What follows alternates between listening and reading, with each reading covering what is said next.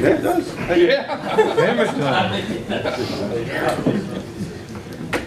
Okay, good evening, everyone. Thank you for joining us for City Council. Rodney, it's good to have you back after missing a couple of meetings. So we are live on Facebook this evening and on Channel 3. So welcome our audience if you're out there watching. If we could begin our meeting as we always do with our traditional moment of silence and followed by the Pledge of Allegiance.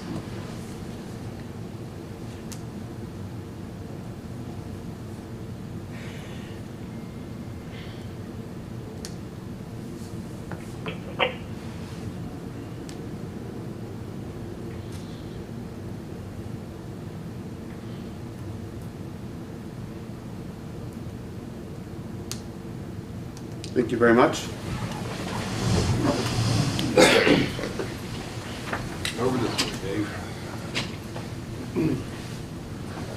I pledge allegiance to the flag of the United States of America and to the republic for which it stands, one nation, under God, indivisible, with liberty and justice for all. Yeah, I know it. Okay. I tell Dave, isn't that interesting? Okay, we've got a few folks that would like to have addressed the council this evening. First up, spoke with Shane Whitehair earlier this week. Shane is with Region 7 Development Council. They are housed in the Innovation Center on the corner of Main Street and Spring Street. And I've asked Shane to come and present to council just a little bit about what Region 7 does, what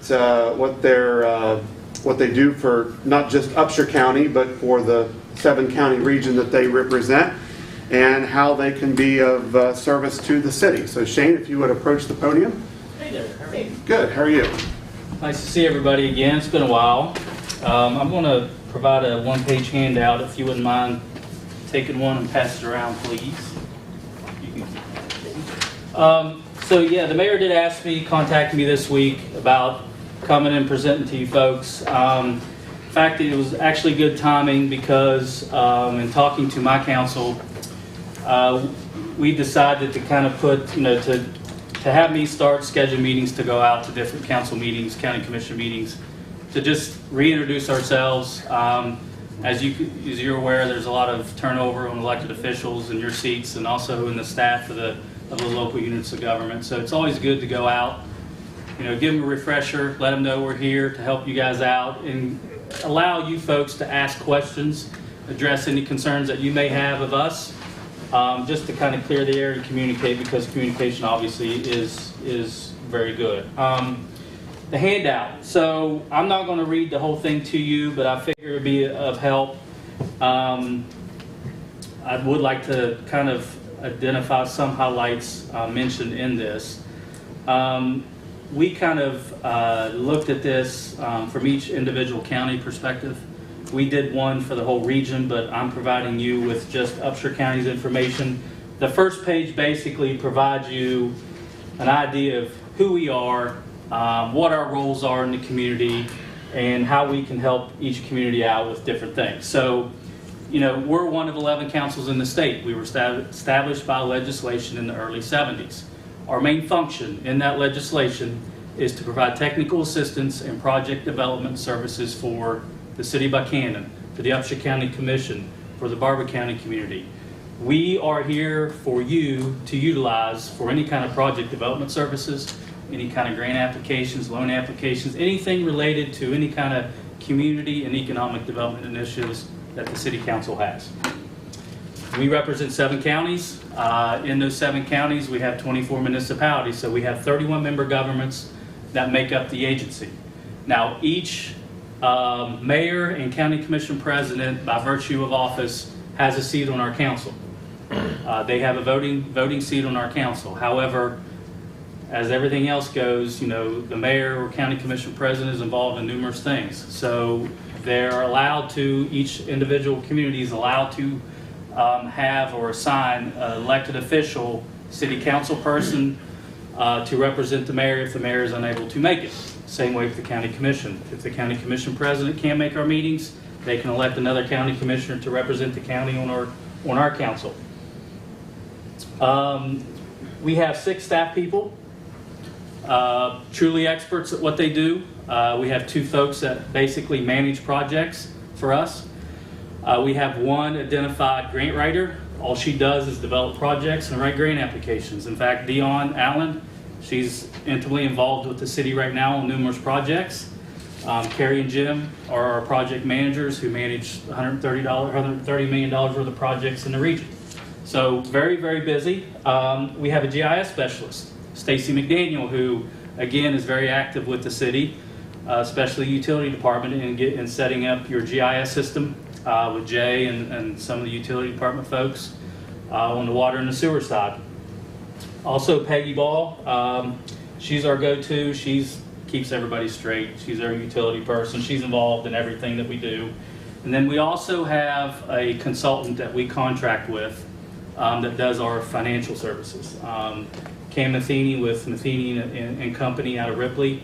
He's been with us since 2006, I believe. So quite a good staff that we have. As I mentioned previously, we consistently manage 20 to 30 projects a year. These projects vary in scope of water projects, sewer projects, economic development, community development, trails, anything that you can think of, we're involved in some aspect of community and economic development. In addition, we're consistently developing probably 20 to 25 projects a year. Again, same type of scope of projects. Very, very consistent with the initiatives and the needs of each community. If you look down on that first page of what we do, you'll see some of the specific things that we try to provide our communities: broadband planning, environmental reviews, grant writing, procurement. Anytime you need a project team created to do a project, we help with the procurement services that are required. Again, project management, administration. So quite an array of stuff that we do provide to our communities. If you flip over the page, top of the page, just the different agencies that we work with, our partners, state and federal. But what I really want to highlight and point out is the bottom section. If you want to quantify the impact that we have on our community, just look at the last 20 years. We were able to help secure over $56 million in federal and state funding, provide new and improved service to 4,600 households in the county, and also help create and or retain 225 plus jobs. I'm proud of that. You can see all the other agencies that we work with in the community, all the PSDs, the city. We helped with Stockford Youth Center improvements. So the Development Authority, of course. So we're kind of involved with a lot of things.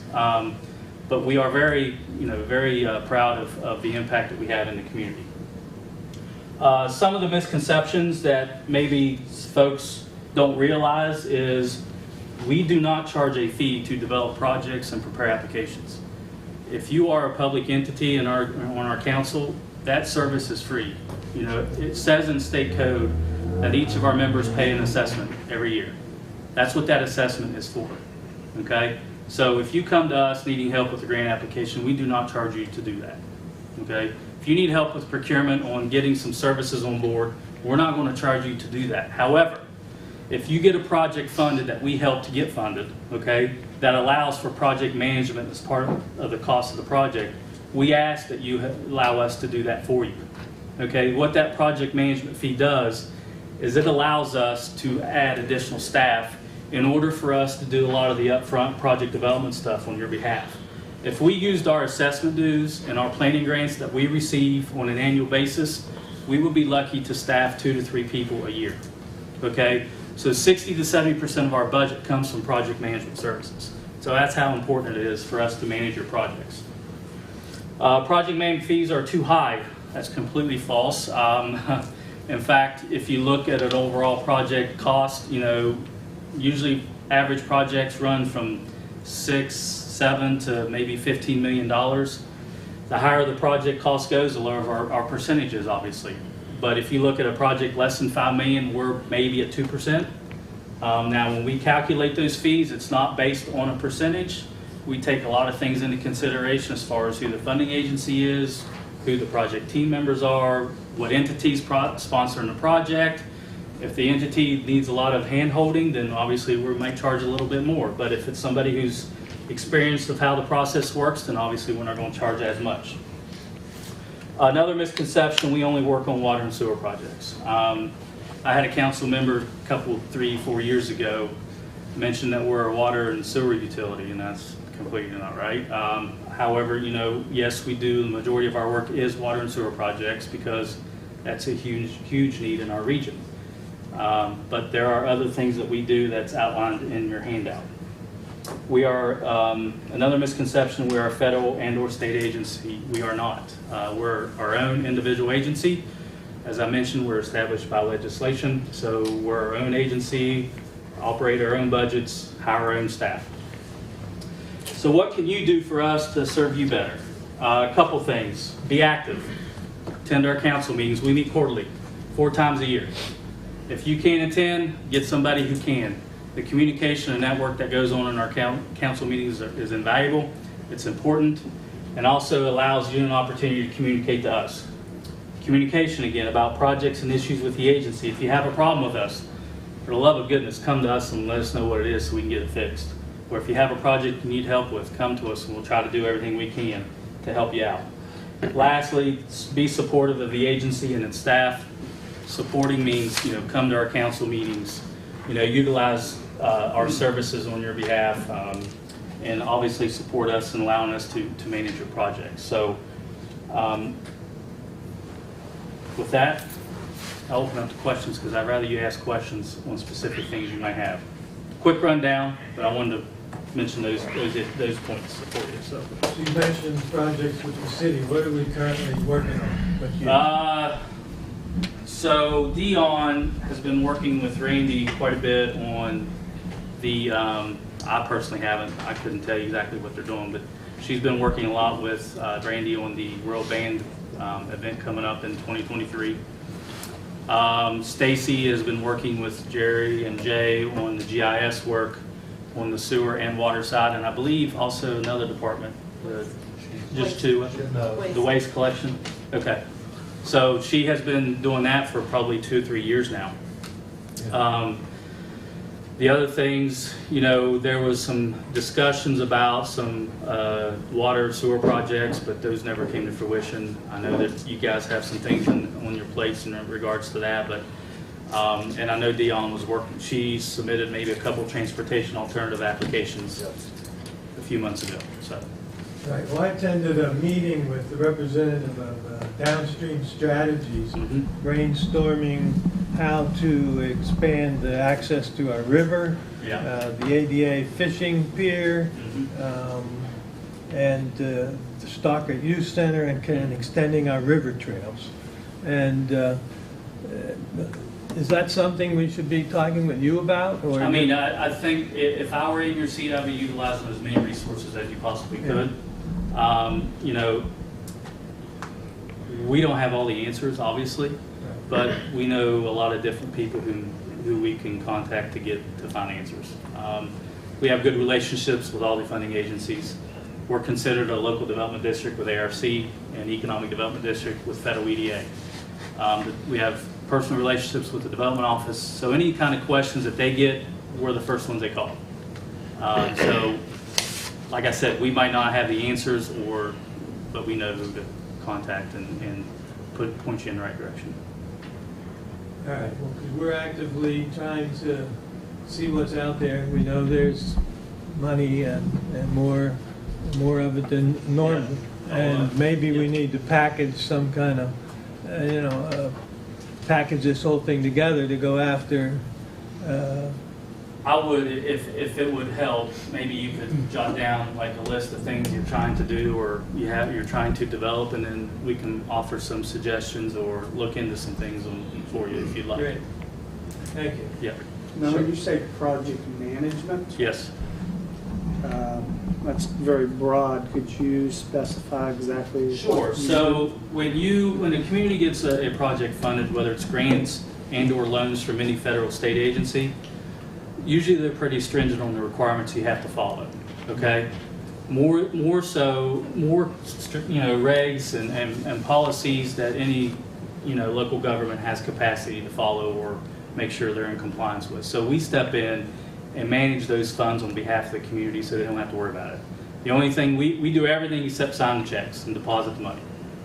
So we basically make sure that you stay in compliance with all the federal and funding regulations that are involved with that specific project. And there are quite a few, depending upon the agency that's involved. That's an understatement. Yeah, it is. A lot of red tape. To follow up on what Shane had alluded to, Dion Allen has been working aggressively for us, submitting applications for grants, the largest one for the National Endowment of the Arts. Yes. And then there was an additional grant application that she submitted not too long ago. Amby has been helping supply a lot of information because Yes. those are very detailed. Yeah, oh yeah. Very, very detailed, The one question is, and I think maybe plays off what CJ was kind of talking about too, do you have the capacity or the time to look for grant opportunities? Say we come to you and say, all right, this is what we're most interested in. So is there a way for you to just kind of run a data processing program or data program or something and say, yeah, we've got some ideas on some grants you should be going after? Or is that more on the client side to find the grants? And Now, obviously, we're limited on how many staff that we can have Right. inside that office, right? So back to my point about what you can do to help us serve you better is communication. So if you have projects that you want to develop and try to implement, you need to let us know so we can try to look at some funding options on your behalf. All you gotta do is pick up the phone, send an email or something, because we have, Dion is our, only thing she's responsible for is doing grant applications and doing funding searches. That's her main focus, that's her main responsibility. We have others that can manage the projects on the flip side, so that's the go-to is her. So yeah, I think we could be able to, if we can't accommodate you, we'll tell you. I mean, Yeah. we'll be upfront, say, listen, no way we can do that now with everything going on, because I don't want to waste your time and us waste ours. So we'll be upfront with you whether we can handle it or not. But absolutely, just communicate with us and we'll try to help out. I think Amby will agree with me. She's done a great job for us thus far, and we're kind of in the waiting in that queue. Yeah, she had mentioned the other day about still waiting on that. Right. And I know we submitted those earmarks as well. Right. For a couple things too. So Earmark opportunities too. Yes. So thank you. Earmarks, wait a minute, what's that? They also Thought we got help rid with of some it. of the direction on the American Rescue Plan funds too. What's The that? American Rescue Plan funds, they've also helped with some of that, coordinate some of those meetings and supplied information to me for that too. there's definitely a lot going on right now, that's for sure. Yeah. Shane, you mentioned that primarily the sewer and water. Do you do anything with broadband now? also? Yes, we are actually in the middle of implementing a broadband project. I don't know if you remember back in 2017, the Central West Virginia Development Association, which is made up of Barber, Upshur, and Randolph counties, now Lewis and Tucker as well, they received the USDA Community Connect grant of $3 million to deploy broadband into unserved and underserved areas of Upshur, Randolph, and Barber counties. We are in the last 4 months of that project, hopefully, to where we constructed roughly 24 towers to supply broadband in those areas in Upshur County and Randolph and Barber as well. We worked with the Upshur County Development Authority. They received a huge grant, AML grant, a couple years ago to do the same. I believe the new tower that was built at the industrial park, that was part of that project, as well as Randolph and Lewis County. So yeah, we are involved with broadband as well. We're assisting the Lewis County Commission right now with a deployment project. So yeah, we are actively involved with broadband deployment and planning and everything else that goes with it. What percentage of Upshur counties at the end of this will have broadband? Probably percentage, I'm not sure, CJ, but I would guess, I don't want to throw a number out there, but it's obviously better off than some of the communities that we serve. Yeah, I mean, initially, I remember the project launched, and I thought it Yeah. was like 70% Yeah. of the county. It's, what's kind of odd is, you know, you can put up many towers, run fiber everywhere you want to, but what's the take rate going to be? That's the thing is, I mean, people just, I'm surprised at how many people are not taking advantage of the opportunities. You see in the 7 counties that, in the, you said what, 21 municipalities? 24. 24? Yeah. Do you see any particular areas that we need to take a serious look at for the future that, you know, what's sort of the hot spot right now that As far as, getting funding for the future? oh, well, I mean, hardwoods is a big cluster right now in the northeastern part of our region. Tourism is huge. You know, Quarter H is obviously going to have a big impact if and when it's finished. Obviously, it'll be finished, not if, but when.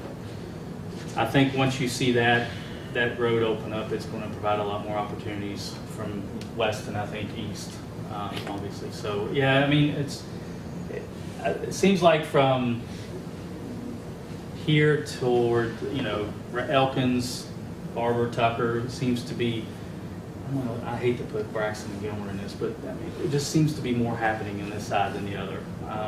They're just kind of out in no man's land. That they're having a hard time right now, but we're doing everything we can to help them out. But it's kind of tough. But yeah, I mean, you know, the infrastructure bill, if it ever passes, and the federal budget for that matter, because we have many earmarks. Actually, we were fortunate in our region to get probably $15 to $20 million in earmarks on just water and sewer projects.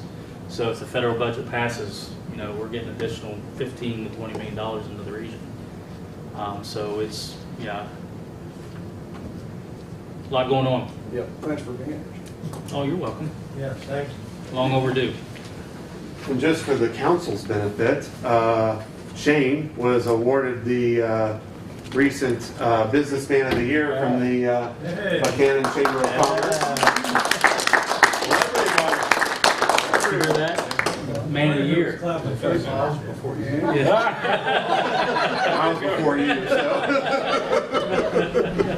Sorry, look right at Jerry. Try to give Well, like I said, guys, if there's anything that comes up, please feel free to call us, because I think communication is key. And like I said, participate. Even if you're not a voting member, come to the meetings. We meet 4 months a year, or 4 times a year, fourth Monday of the month. How many years have you been a director now, Shane? I've been with the agency 21 years. Okay, I've been director since 13, so 8. Still young, Dave. You've been involved with it for a long time. Yes, I have. Yes, I have. Love it. Thanks again. Yeah, Yep. thanks for being All right, here, guys. Shane. Appreciate it. Okay, next up is Sarah.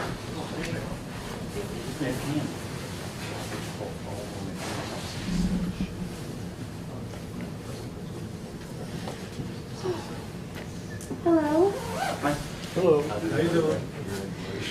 my name is Sarah Malinchuk. I'm 24 years old. I graduated from BUHS and Fred Everly Technical Center. I also graduated with my associate's degree from Health and Human Services from UMA. I would like to thank, excuse me. I would like to thank you all for letting me speak. Also, considering the council's recent behavior, I hope you'll let me finish. I'm here because I saw Laura Folks in a council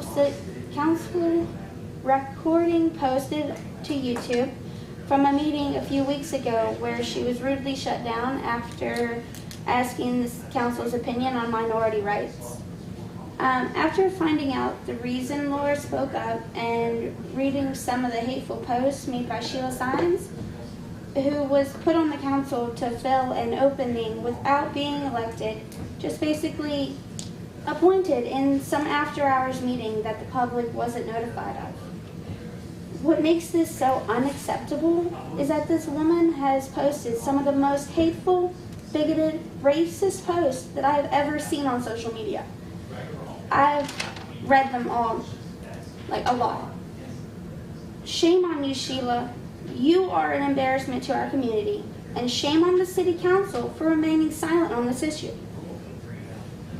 Buckhannon must be a place where our children, including my 2-year-old son, can grow up to be what they want to be, dress however they want, and love whoever they want, regardless of race, religion, sexual and/or gender preference.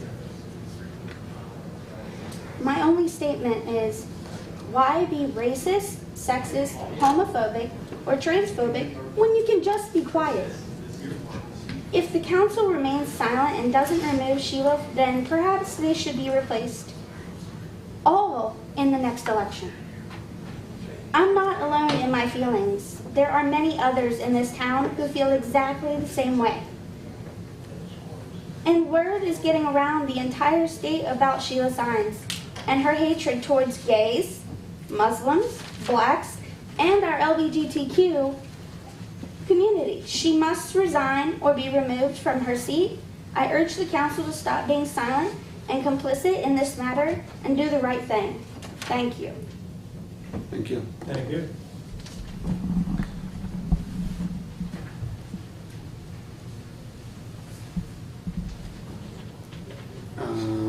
Do we have Dennis? He was up next to speak.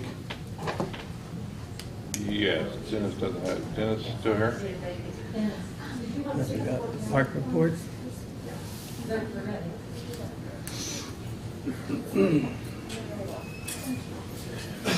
Dennis, you're up next. You've asked to address the council. Yes, thank you. I appreciate it. This is a quick update and then a question, and I'll be out of here. I've had a long, hard day at the VA today. I'm going to have to leave early. The update is that the Upshur County Parks and Recs Advisory Board is not going to meet again until January, so the next report I give to you folks will be in late January. The question is, I noticed these, what looks like different colored PEX lines going into the side of the road from Weston all the way through to Elkins. Is that part of that broadband we were just talking about? It is. Okay. They're going down quarter H, or I should say up quarter H, away from 79. Yes. Okay. I wasn't sure what it was. I'm sure a lot of the viewers don't know what that's for also. Yeah.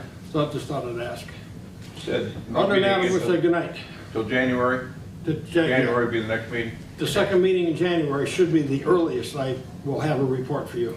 Okay. Okay? Hope you feel better, Dennis. Yeah, so does my wife. Thank you, Dennis. Thank you, Dennis. Thanks. No comment on that.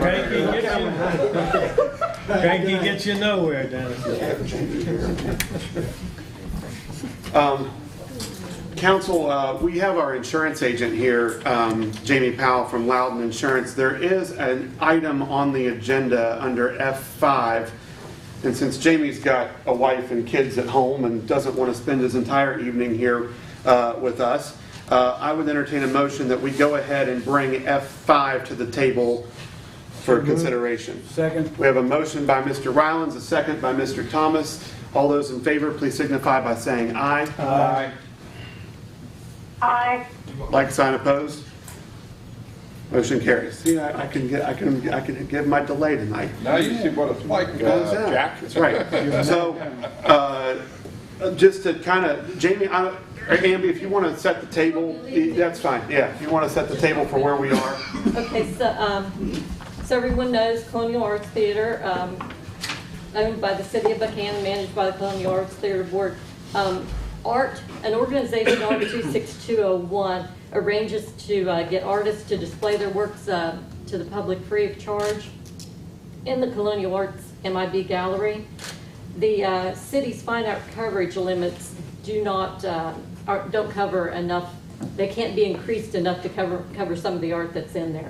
So this is where we're going to segue into Jamie. There's a company through Westfield's specialty brokerage service called Markle Insurance that's going to be able to insure those borrowed pieces of art annually for a cost of $1,450 with a $1,000 deductible. Now, to explain the exact policy, that's why I had Jamie here, because I thought you might have questions. That's where we're at with that. Okay, thank you, Amby.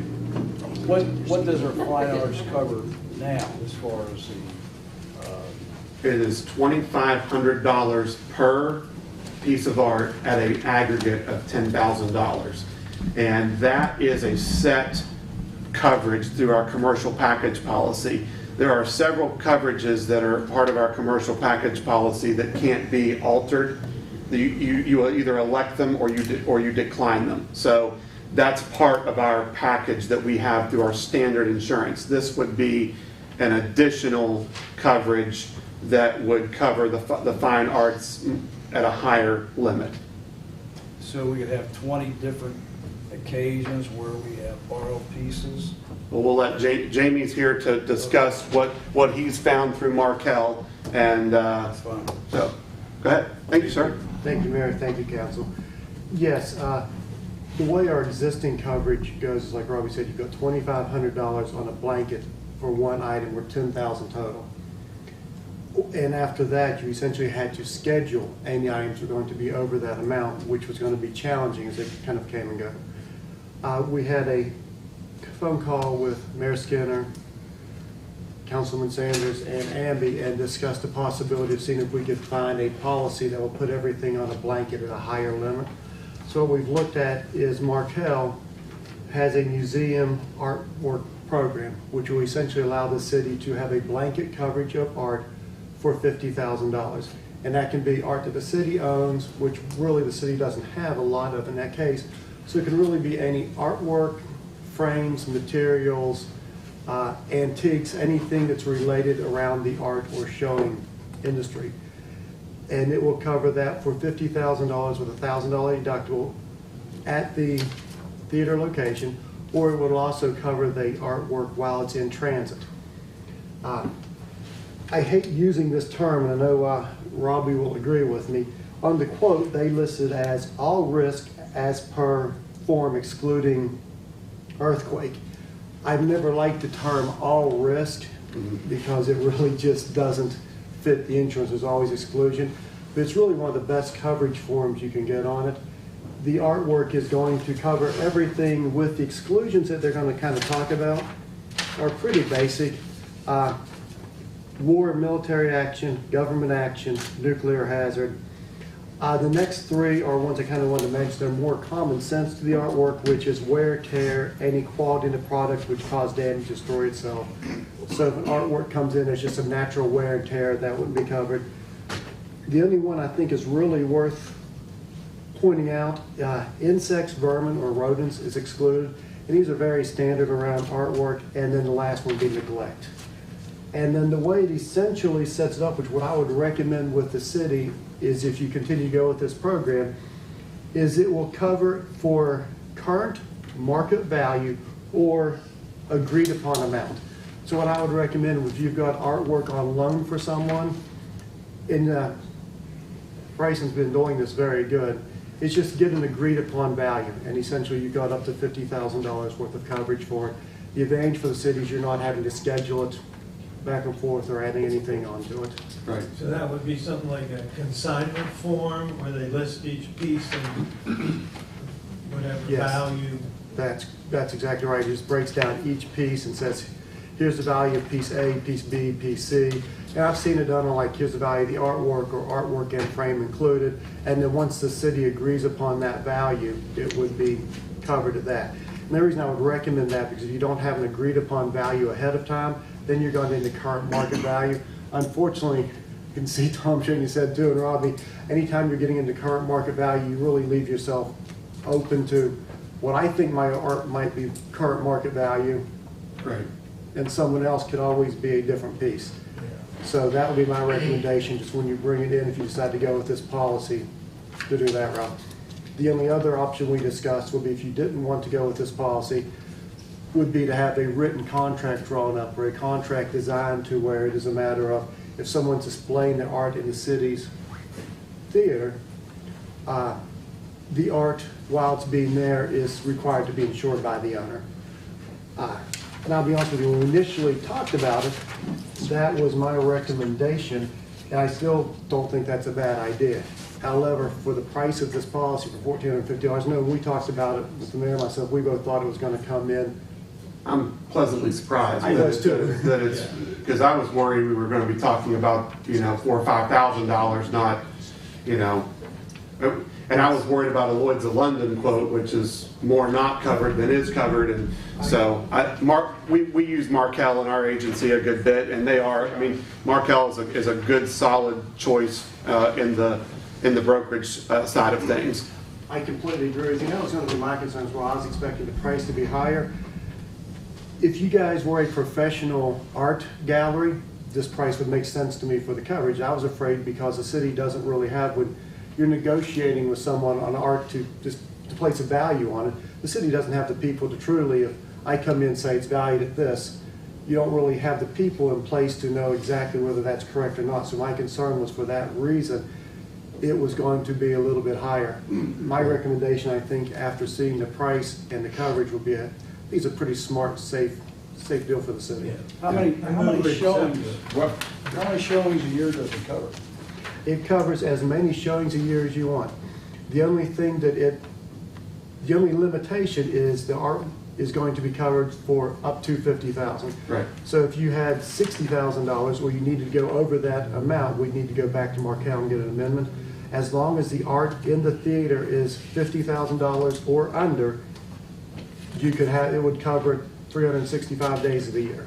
Yeah. So it's that value. But it's just one, I mean, let's say somebody brings in $1 million worth of art, X amount of pieces. Is it blanket up to 50 grand total? It's blanket Or up each piece? Or No, each it's piece? 50,000 total. $50,000. Right.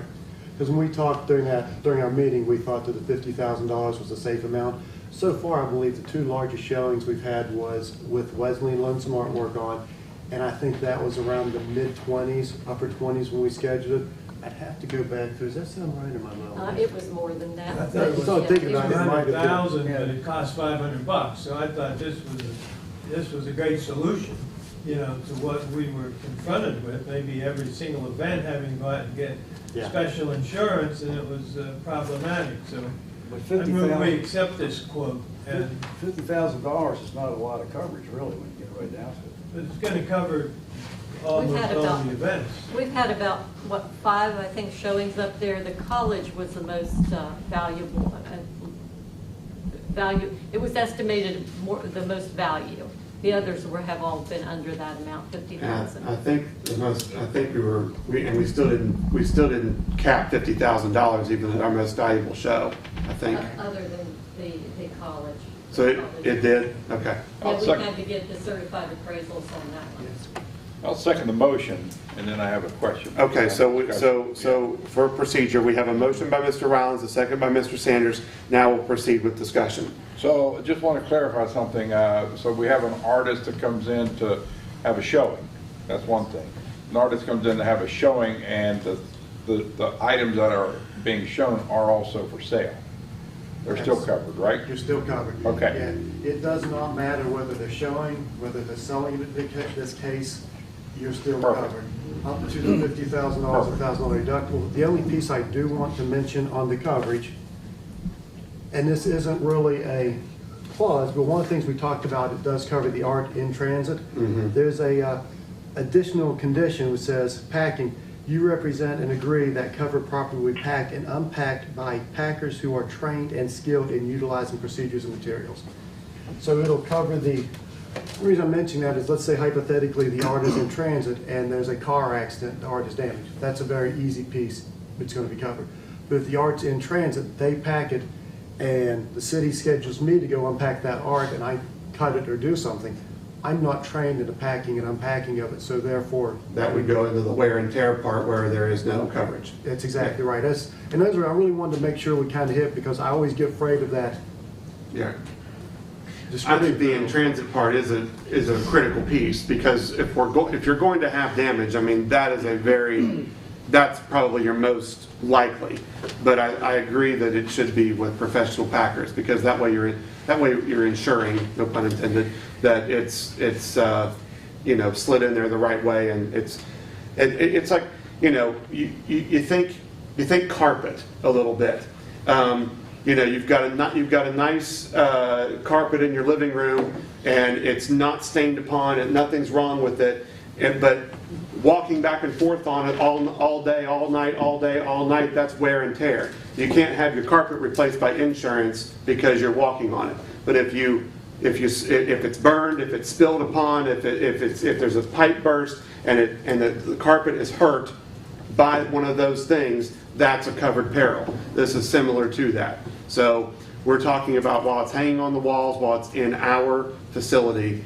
And then, of course, the city has insurance on the structure itself. So if the structure were to, catch fire, if the structure were to have a pipe burst, we've got coverage there as well. And I think it's also important to note that I would say, and Bryson and I have talked about this, but if you have an artist who has a very expensive piece of art, most likely they have coverage on that piece of art as well. So this is just a added protection for the city and added benefit for those who might be bringing their art to Buckhannon to show.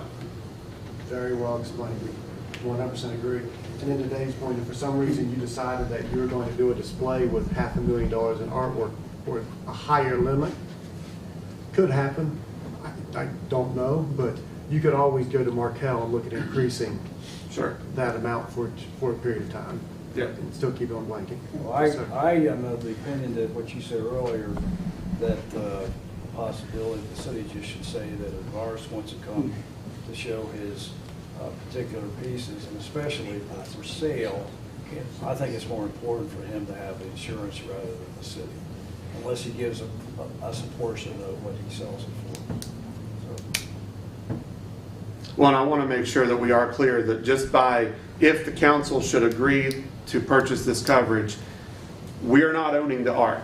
The art is still owned by the artist, and if the art should sell, that transaction is between the artist and the buyer. The city is not part of that transaction. And I know that can be somewhat confusing because insurance typically is you have to have an insurable interest to be able to purchase insurance. But this is, as you said, this is part of the museums and part of the business that does allow for these kinds of things on property where the art is not owned by the entity where it's being housed. But he is utilizing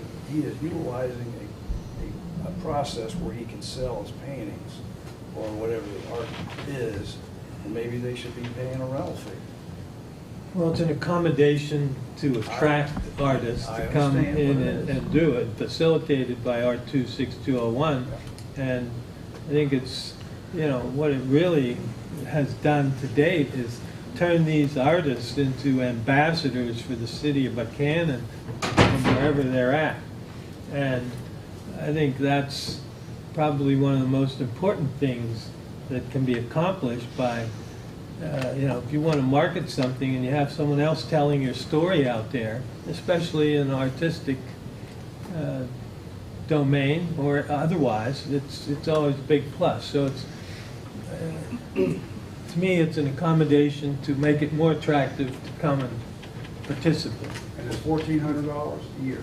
$1,450 a year. $1,450 a year. I have a question. Yes, sir. It is going to be a public building. It will be used by various groups.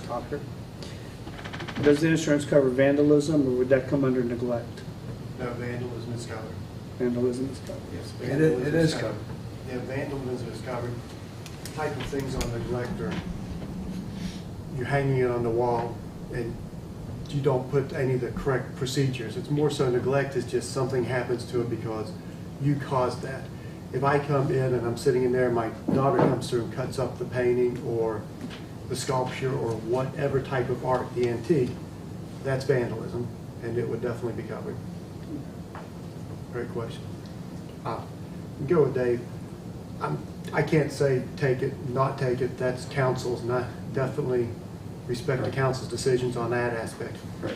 From an insurance agent, because I had the same kind of thought you did at one point in time, but just because again I was thinking of the price of the city, I can tell you, I would strongly recommend it in part because even if you've got artists who are bringing projects in to sell, if something ever got into a question as to whether it should be there, should be covered or not, I think it would be nice, particularly for that size of a premium, to have the coverage in place.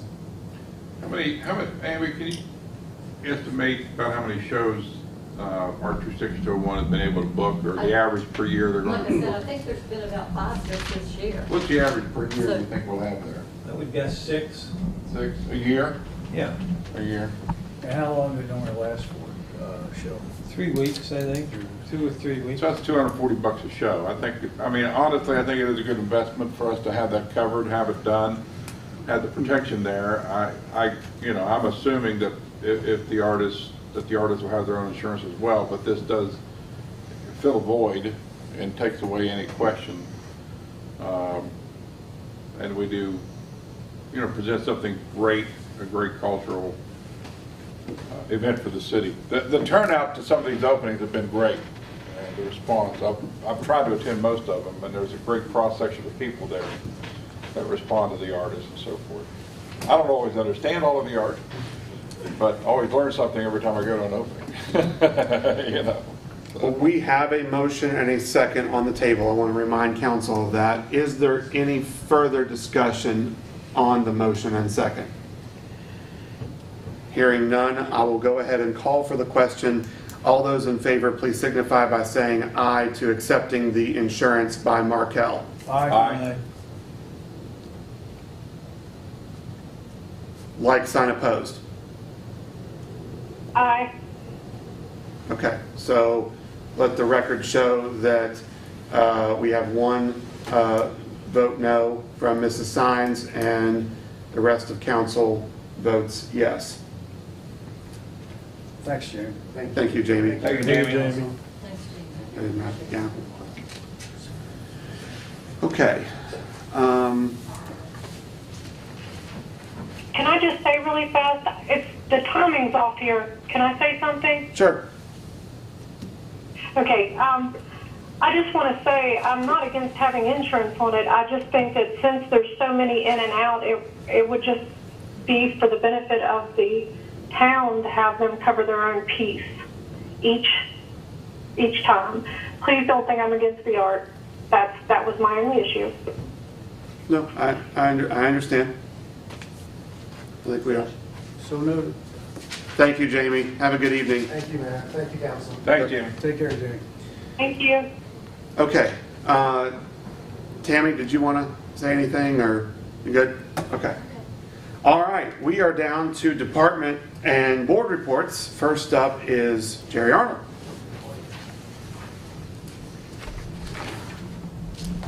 Good evening. Good evening. Hello, Jerry.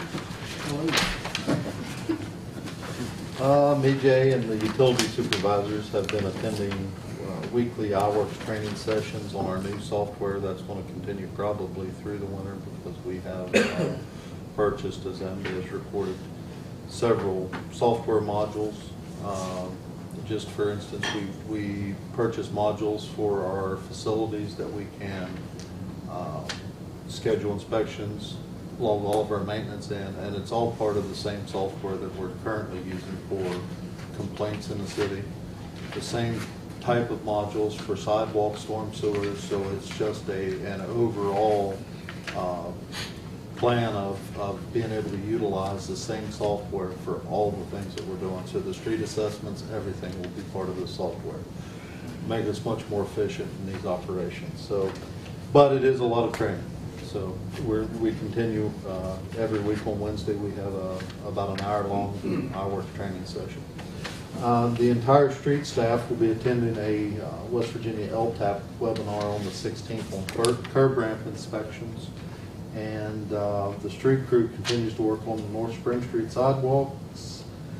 Under sewer, water, and waste, I have nothing new from last report to bring to you. Engineering, FEMA generator grant contractor will start installation of electrical conduit construction generator pad at the water treatment plant this week.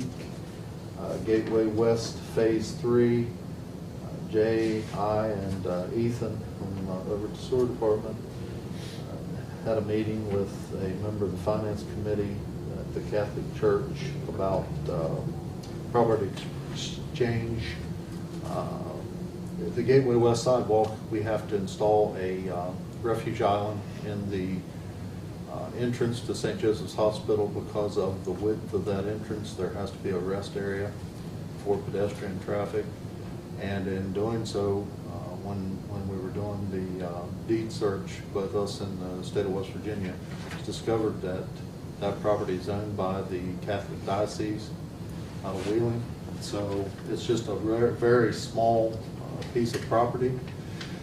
So Jay has been in contact with them, and they wanted to sell the property to the city.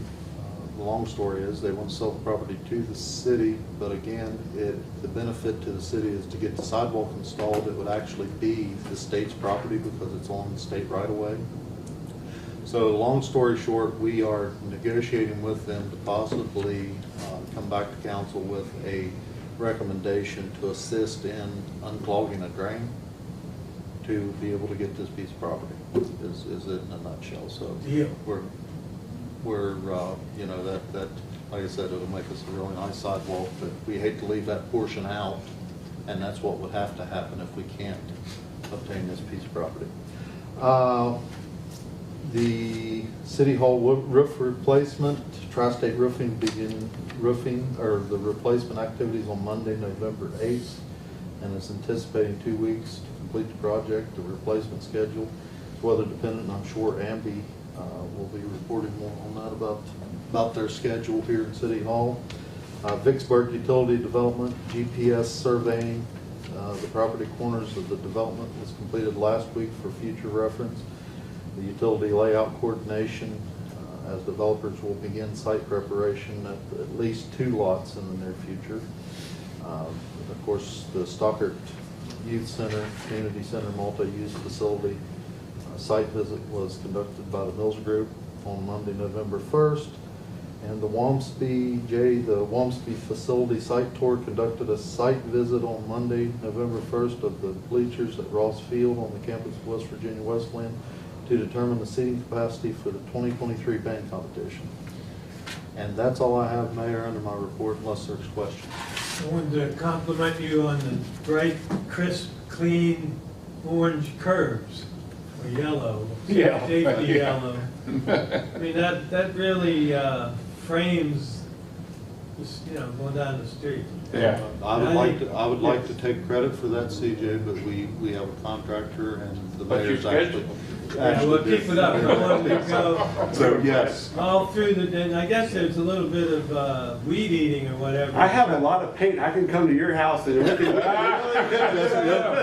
We did some abstract on one of the streets. I'm only Every time I go down high level, bending over. But no, there is, and we've actually worked some of our folks ahead of the contractor. The contractor's doing that as filling work, so we get a little better deal on doing it, and Keep them fully occupied. yeah.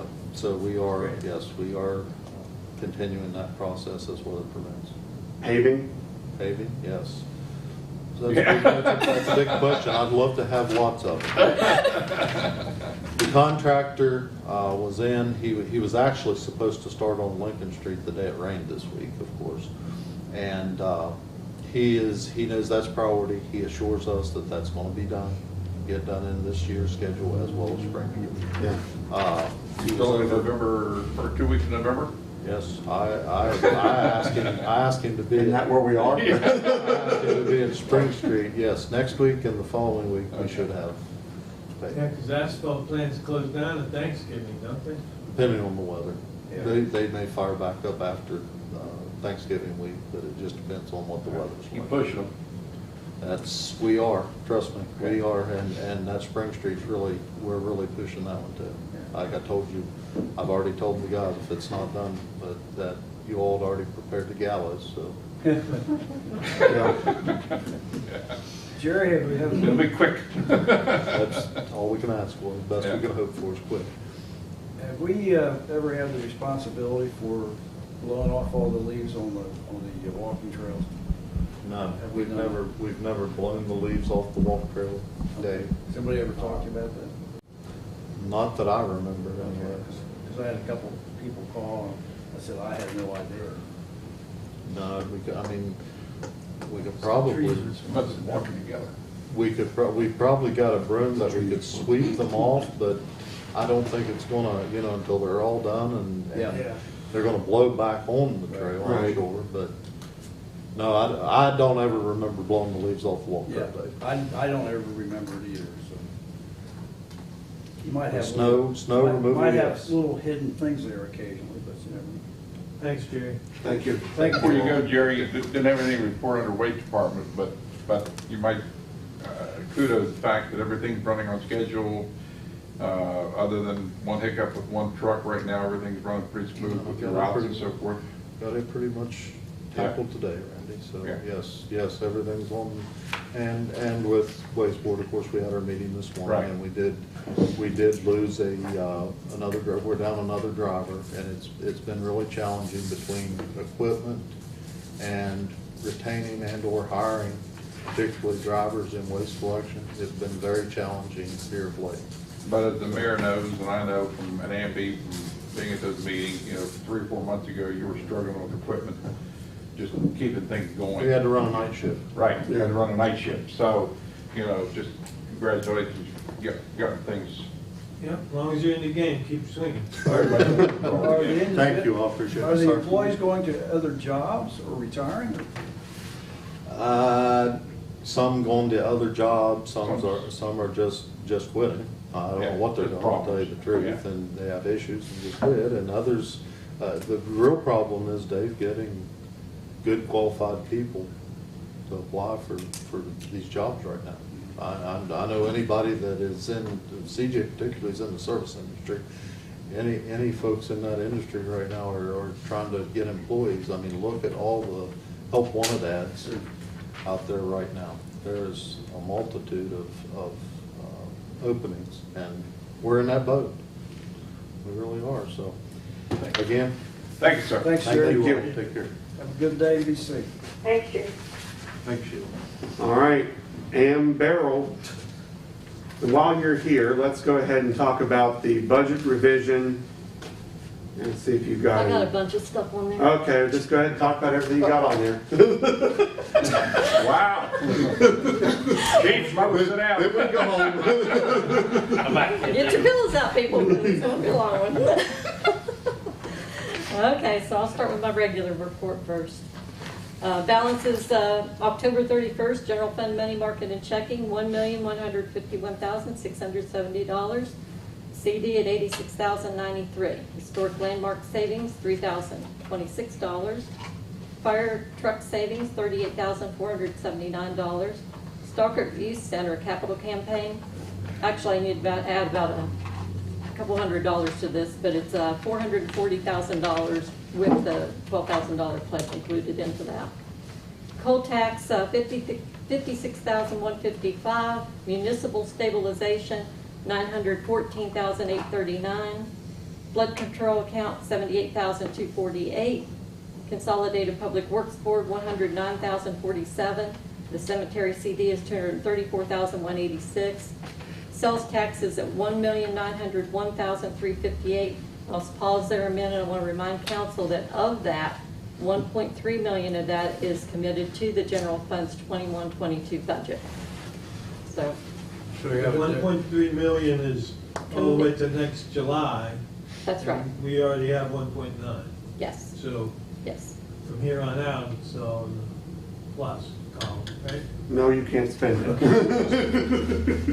Well, I'd make a recommendation, you put in another couple $100,000 into the stabilization fund. We might do that maybe after some later discussions about some other things that I hear coming up. I understand. Okay. Well, and we have to watch too, because there's a maximum Yep. contribution to that too, so. Well, there's a max as to what you can actually, how high you go. Actually, I mean, really your sales tax is a fund that it's an investment that really doesn't have a top on it. Yeah. But what you can take, what, 3% or 30%? What is the amount that you can put in the stabilization fund? 30%. 30%. What would be the approximate value? Well, we've got, our budget this year is let's say $4 million. $1 million. Yeah. So you could add about 300 more thousand. Yeah, yeah. By the way, real quick on that, I signed paperwork at First Community this week, opening that account back up, because after 6 months, if we haven't contributed to it, it goes dormant. So I went over there and signed. I had already signed that, but Well, obviously. they may need a 2-6, but I had to go over there and sign that too, so Okay. with that last contribution. Yeah. Well, let's see, we received $10,000 from the Culture and Arts Grant, and that was for the ADA stair lift at the Colonial Arts Center. That's, we've got those, I'm gonna say ordered, they're ordered. In October, we transferred, as you've heard, $70,000 to the flood control account, $100,000 to municipal stabilization, and $75,000 to the stormwater account.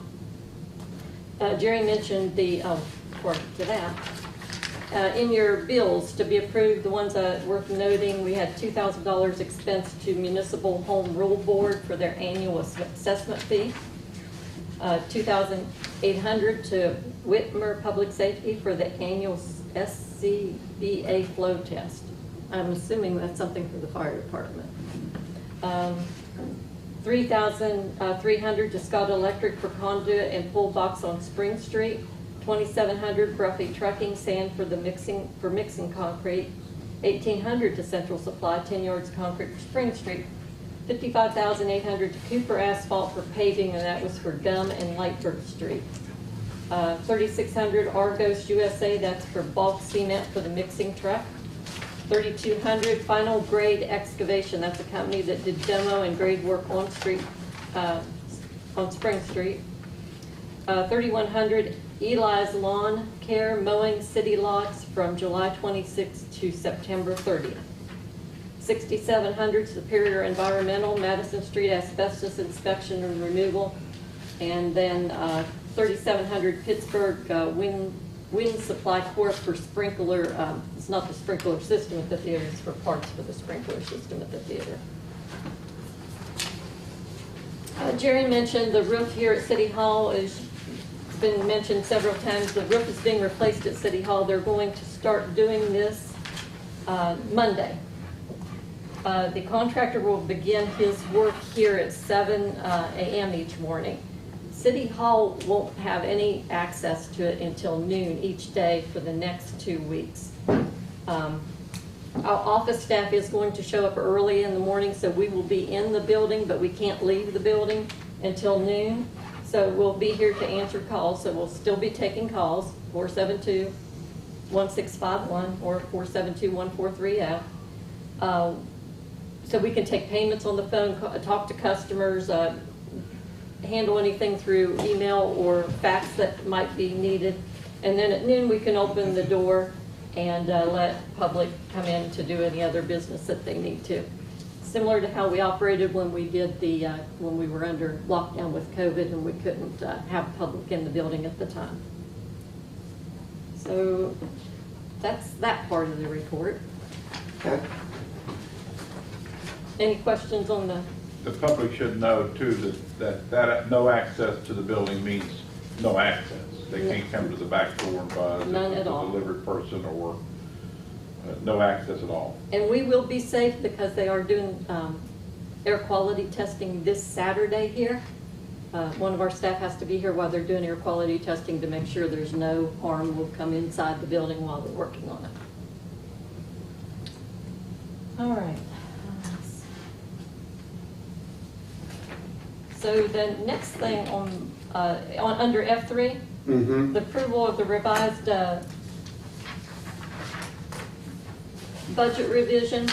Actually, you approved a budget revision, but then there were some changes that night that we kind of verbally talked about, but then after I got to looking at it, I didn't really feel comfortable about making those changes without going over it with you. So this is the same budget revision you looked at before, except we added $2,000 for the barbecue donation, $1,000 to the chamber, $5,000 for Christmas lights, and then I needed to pull that from the contingency.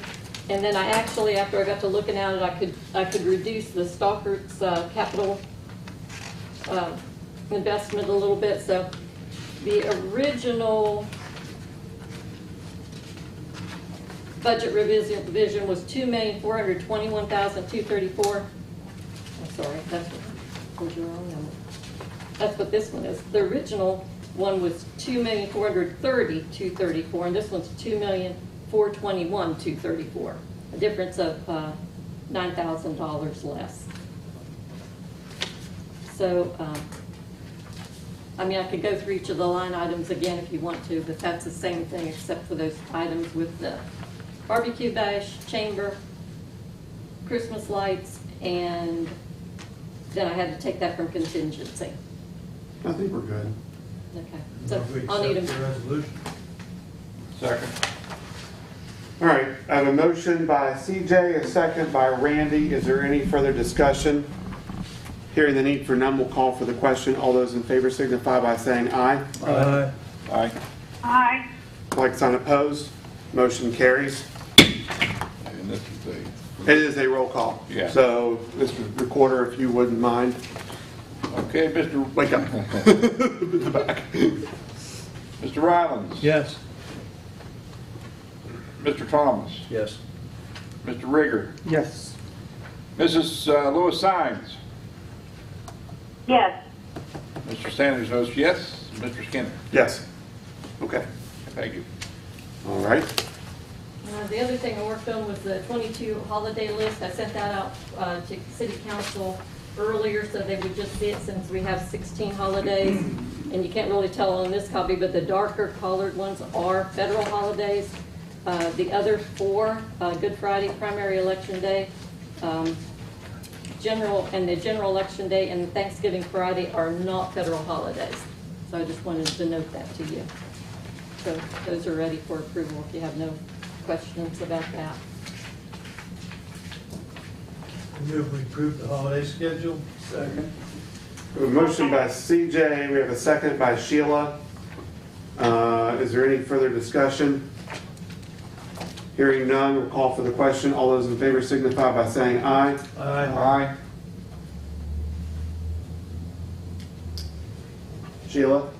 Aye. Aye. Aye. Okay. Sorry, Nope. there's a delay. All right, everybody's in favor. There are no naysayers. Okay. All right. Next. Next one is F6, approval of the Municipal Home Rule Pilot Program 21 Progress Report. It's a progress report we have to do every year to be able to participate in Home Rule. There's several planks in the Home Rule program, one being property nuisance abatement, and in that you have to explain what you've done throughout the year and any lessons you've learned from it. That one, you know, it's basically the same thing. We continue to have success with on-site citations, and we have no success, though, in placing the tax lien on the property, and I've made a narrative to them about that because we can't seem to get legislature to allow us to put those tax liens on there. So therefore, the assessor and the software company that does the work for the county can add those to there. So we're trying other methods. They're working. The other is part-time police officer, expanding the maximum age. As you recall, we did that successfully for a while, but then the part-time officer quit in June of 2020, so we will still keep that on there in case it's needed in the future, but we've kind of shifted some of that work off to our city attorney in helping with Kalia. The other plank of that, online sale municipal property. We haven't had an auction, so I just reported that. We had the change of hours for non-intoxicating beer and alcohol. Of course, COVID has affected that a lot, so I couldn't see any significant changes in any liquor taxes coming in, but not much change in that. The enterprise zone, no one takes advantage of that right now. The bigger one was the municipal sales tax and the reduction of the B&O. So in that, of course, I outlined many items that we had done throughout the last 2 years. And that's listed in your report. It's on the last 2 pages. So I present that before council to submit to the municipal home rule report. And I can go through those items if you want, there's several. Do you have an aggregate amount of the things listed as successes here? We actually, I was trying to change the format here of this because we used to do it as a narrative, and that frustrated me. It looked very sloppy, so I kind of did it in a bullet point. We are actually working on that to get those numbers to go with it, but I don't have them right now. This would be interesting. Yeah, I don't have them right now. It but- would show what this is allowing us to accomplish. Yeah, well, yeah, and when we develop the budget each year, I kind of do that other bullet point that shows that while we're pulling over 1.3 million, Right. that's really from sales tax. I mean, the year before 954,000, that's from sales tax, and it's for capital projects. Now, this one does list 3 firemen in it, because that was something that was listed in the home rule program. Yeah. Okay? I think it looks really good. Yeah. Organized and. So we need a I move we approve. second? A motion by Mr. Sanders, we have a second by CJ. Any further discussion? There's not necessarily permanency in regard to the 3 firefighters, right? I mean, we can go back and revisit the first due at some point. I think council can do it, has a prerogative to do anything like that they want to. I think it's important to note that we would not reduce the staffing of the fire department, but The allocation on how we're paying for it. yeah. Council can do that. Ready? Ready. All those in favor, please signify by saying aye. Aye. I Like sign opposed. Motion carries. Okay, next. Well, I kind of drew up the draft for the scissor lift. Do you want me? Yeah, Do you want me to take mention your it? F7. I'll let JB take that one. Just as a side note though, there is a draft liability release so that we won't be liable for that scissor lift once it gets into someone else's hands. Tom O'Neill will agree with me on that and probably thinks that's a good idea. Okay, so the next one down is approval of the expense of the COVID block grant money designated for the city through Upshur County. So Carrie Wallace called me late last week or early this week, my days run together, and they are still holding $3,663 of the COVID block grant funds that are being held for the city of Buckhannon. And she has to get those expended right away. They need to be expensed out by December. So we were going to use it towards the sound system here in the council chambers, but that contractor is not really ready to start work. It won't be started soon if she does. Terry had mentioned to me that they were going to use some of their funds toward food baskets and that local groups such as the Parish House prepare. So I wanted to know, maybe does council want me to reach out to the local charitable organizations such as Parish House and Salvation Army to see if they're doing food baskets, and if you want to donate to them this year. It's not possible to prepay for the sound. I mean, when I ordered a piece of equipment today that I'm not gonna get for 3 months, but I'd pay for it. I don't have an invoice at all. So, In fact, I think that another gentleman's coming. Yeah, we're getting a second quote from a different company, so I don't know. That if we're gonna sound have- system. When does it have to be expended? December, December? yeah. so we have one more meeting or whatever. We have another can meeting, we decide. can table it and see. Okay. See what you can do. That sound system's gonna cost between 18 and I'd say 20,000. between 18 and 20, and it's more than a sound system. It's Yeah, going to too, yeah. encompass microphones, miking the whole front area, and the speaker area, plus putting a little bit of speakers in the back, and then adding video, integrating in with the GoToMeeting platform, so we don't have the problems we're having now. It'll completely get rid of the phone. I guess we're getting rid of Rodney too. Rodney can just plug and play. Oh, we need Rodney. We're deep running. So anyway, Okay, I'll table it until, you want it tabled until the Till next. the last minute. Well, I don't see why you can't, if it's only $3,600, why you just can't allocate that to that particular area anyway, so you get the. make You have to have the invoices to back it up. That's ridiculous.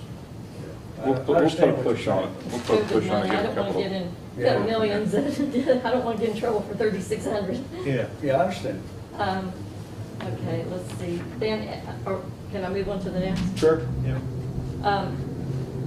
F9, Randy will probably need to help me with that. So approval to use the office space at City Hall for the Walmsley event. We have a basement that we really have no offices in right now. We used them during the COVID when we were trying to, when we were trying to separate people, but we've got an office space down there that we could use for that person or persons that come in and help volunteer. They'd be using the phone and a computer of ours, and part-time, just occasionally. And I'm asking for that space to be utilized. I move we approve the request to allow the space to be used. Jack, I'll second it. Motion by Ryland, second by Jack. As tradition, I'll abstain from this since it has something to do with Walmsley. Okay. Do you want to add anything? No, it'll be very, very helpful because we're into that phase now where we're going to be having a lot of administrative work being done other than just by myself and Brad Kellison and so forth. So we just need a landing place. We need to be able to have a place where people can get organized, hop on the computer, get some things done, make some phone calls and so forth. So that'll be very, very helpful. And it's better, more we can keep it condensed into the City Hall area or to a organized area, the better. Keep our files here and so forth. Okay. We have a motion and a second. All those in favor signify by saying aye. Aye. Aye. Like sign opposed. Motion carries with noting that Mr. Sanders has abstained due to his involvement with the Walmsley event. Last one. F10, approval for Vincent Smith, Code Enforcement Officer. I usually go with him to attend the Upshur County tax lien property sale. We did this, if you'll recall, in 2019, and we acquired 2 properties, one on Upper Drive and one on Sedgwick Street. On that list that is currently out there right now, and that could very well change if people pay the taxes on them. There are about 6 properties that we know that we deal with on a regular basis. And so we want to know if council wants us to go to that tax sale. It's on, I think I told you, it's on November the 17th. November the 17th at the event center. I think so. Yeah, Yeah. I move we approve to allow Vincent Smith to attend the Upshur County tax lien property sale. We have a motion by CJ. We have a second by Dave Thomas. Any further discussion? Hearing none, we'll call for the question. All those in favor signify by saying aye. Aye. Aye. Like sign opposed. Motion carries. All right. Yeah, that was a roll. Yeah. Okay, Chief J.B. Kimball. Mayor and council. How's everybody doing? Good, Andy. How are you doing? Wonderful. In your packet, you'll find our September activity. I believe it was 119 responses for calls. Year to date through September, that's 1,004. We're going to be just up at, it keeps trending the way it is, a few calls this year, not too bad. Going down my list here, Christmas parades, first Friday in December, I believe it's December 3rd. I want to clarify, there's no need in calling the firehouse to tell if a group's coming or not. Just line up down near Madison Street. We'll be there to direct traffic. The only thing we ask, we provide the real Santa, and that'll be the only Santa in the parade. And no active politicking. That's the only thing we ask. It's about the kids and the community, and we'll have a place. We haven't decided where Santa will end up totally at. It may be a Jawbone. We're not 100% sure, depending on what our trend is with COVID. We don't want to confine everybody into the firehouse if it's cold and cause an issue there. So, and Mayor, I know you had talked about possibly the fire department driving Santa around. I didn't know if that was still something you wanted, or council. Like, Do you want to do it? We'd have to ask Santa if he's available, and there is a cost there. So The only thing I would ask if we did it this year is if we could use one of the real fire trucks. I know last year we did it in the pickup truck, and I think there were some kids that were hoping to see either the ladder truck, which I know there's logistical issues with getting the ladder truck up and down certain streets, but either maybe engine one or one of the county engines, if we could just put it in a fire truck, I think that would be a little bit neater for the kids. I think the only concern is we do have to, there is a financial bind there for Santa to come that day too. We might need a donation to provide that. And we can set up a map where we can get a real fire truck. We might not be able to get up every alley and every nickel. I know that like Chestnut and East or West Victoria is an issue for the ladder. I mean, we've got a few that are some issues for the ladder truck, but we can discuss if that's okay with you. yeah, I mean, I think it's a neat idea. Even if we do the Christmas parade, I think maybe a couple Saturdays if we want to try to hit some streets, and we don't have to. It doesn't have to be as elaborate as last year with hitting every single. I mean, I know that there was an effort to look to hit just about every city street in town, but maybe some of the bigger ones and have folks that, you know, if you align the route kind of like we do a parade route, just, you know, go to, if you live on Buckhannon, but it's going to go down Camden, maybe make your way over to Camden. Okay. Well, I'll discuss that with you. Okay, sounds good. I have met with the other departments. We're finally getting our district map kind of cleaned up. We've been trying to do that for over 3 years. So finally we got some collaboration with that. I'll be working with Terry Joe at the county office to design, pull the existing map out, modify the district lines, and those will be signed by the respective chiefs of those districts and myself, the changes that we're giving out too. And that will be presented to the State Fire Commission for approval.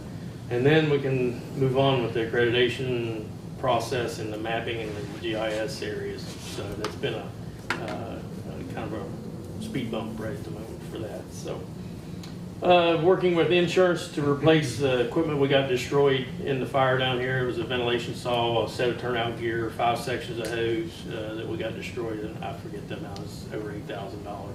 So working for that. I've been working with Vince. Some of the regulations have changed on live burns for houses. It's something Vince and I have been working on, and it could be productive for some of the buildings we have in the city, maybe the college, where we can do some live fire training. We are also planning some progressive basic firefighter skill training with other departments coming up shortly to rack into these live burns. We have to get some 1403 NFPA training ourselves because there's a lot of restrictions when you're doing live training with members in there, especially from other areas that we want to make sure we have our T's crossed and our I's dotted before we do that. So working on that. I got a request that's in your packet from the Philippi Fire Chief. In the southern part of Barber County, they're asking for some manpower assistance on structure fires. It's probably 10 calls a year. So they mutuate us. I just wanted to make you all aware that that would be the volunteer fire department unless it would be something just major that we'd have to send some of the paid staff. So just that's a make you aware type thing that we'll sign an agreement with them. They're like every other little community in West Virginia. They're having problems with getting volunteers and getting adequate people to fires, and he reached out to me through an agreement, and I told him I'd present it and we go from there. In your packet also, there's an agreement with the Board of Education for the bus they donated. We're working on, I've talked to Jerry, we're working on a couple other vehicles. When we're ready to do that class, we will take it out to the waste garage and we will have a very big, heavy rescue class type. Not very often you get to work with buses and bigger vehicles to extricate. So that'll be a good thing. And then once it's done, we can salvage everything and get it out of there. So working on some recruitment, both volunteer and career. Worked with the service scholars today, presenting a brochure to put out for the testing for civil service. working with the service scholars in Glen Davis with some stuff we're coming up with to try to recruit some volunteer members from the area and from the college. So that'll be coming up. Also, trying to look at possibly having a recognition awards banquet for our volunteer members sometime in February or March. I got some awards I'd like to present to a lot of people, but I'd also like council to be involved in that too, because these are the people that donate their time and their clothes and away from family and holidays to protect us, and really like to get out and recognize them in a whole. And I'll speak with the mayor and Randy as we go on, present some stuff that we're looking at. So I just want to make you aware of that. Okay. So some of the, going back to the recruitment, one of the things, and I've presented some stuff to the mayor that's going on around the country. They're talking about tuition reimbursement for college or trades classes. So if you have a local person that's going to a trade school or to Wesleyan and they're willing to commit time to become a volunteer fireman, we assist them by giving them some tuition reimbursement. Now, there would be guidelines and stuff like that, the amount of time they spend at the firehouse, the grade point averages and stuff like that. This is kind of a trend around the country right now for volunteer fire departments, trying to get just different ways to bring people in. Just making you aware that maybe come budget time, it may be something I present in a budget to try to achieve, to get a couple people through tuition reimbursement to join the fire Do you have department. a number in mind? We're looking at either 10% or up to a couple $1,000s a year, like I a mean, a gross number for the project. $5,000. 5,000? Yeah. Yeah. You know, start with that, and if we don't achieve that, we can back it off. And I can't see the first couple years it overrunning that amount. But it could be somebody going to Fred Everly to be a welder, or it could be somebody going to Wesleyan, getting a degree at I think it's a Wesleyan. good idea. So, And I think we can work with the schools to help out also. yes. Yeah, see, they help us with the live-in program. We have the service scholars. We have 3 of those now. They're a big help with the paperwork. And like the Main Street Fire, they came and changed their bottles. So very, very proactive group of people. So just some aware stuff when budget comes up in a couple months. Hard to believe it's a couple months away. But so anybody have any questions? Yeah, we've had brief conversations about a training center at some point. You mentioned going to Waste Garage and doing stuff there, and how valuable it might be for getting more people engaged in the fire service, emergency service. So I wondered if there's any seminars or place where you can go to learn how to develop these things, engineer them from shipping containers or whatnot.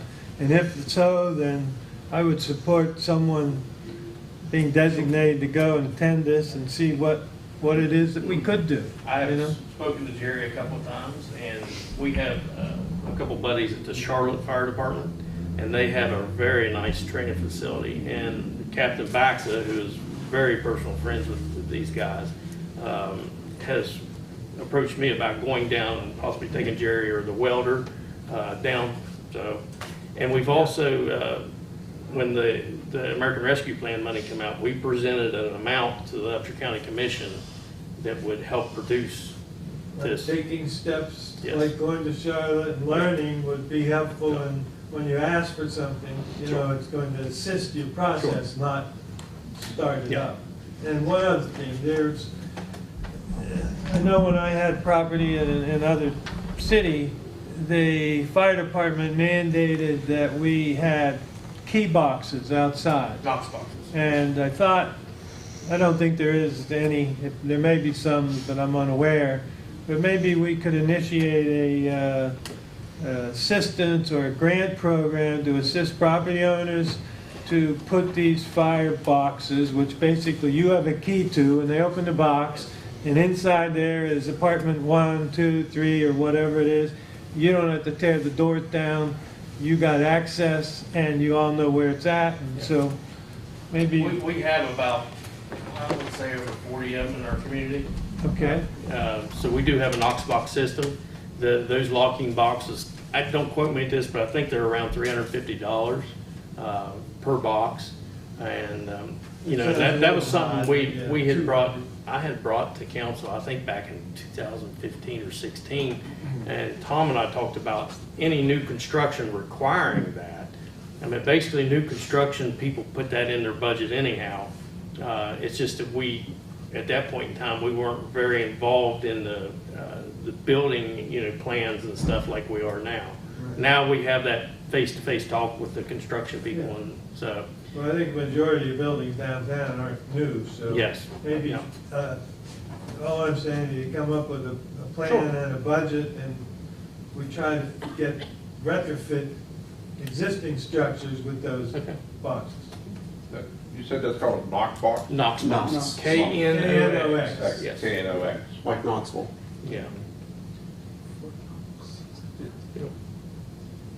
See, it's set up in the way it works, anytime somebody punches their code in, it's a coded box. Right now, the one we have in the engine one, you punch your code in to release that key, and it goes and says who punched what code out. So they know I know who has the key, is what it does. That way, if somebody's businesses get broke into by the Knox box, I can go back and look. That's a pretty slim chance. Yeah, I'm just saying that's how safe the system is set up. Plus the Knox boxes, you could run over them with a big truck, and you can't tear them up. So Something to consider. Yep. Anything else for Chief Kimball? F7. Oh, yeah, okay. That's If right. I may, Yeah, go ahead. we this year's budget, Jerry and I both got little used scissor lifts. We had an old one at the firehouse. When the trade school came to put our new lights up, it was just, it's in terrible shape. So we couldn't use it, so we had to borrow a couple of them for the class to use.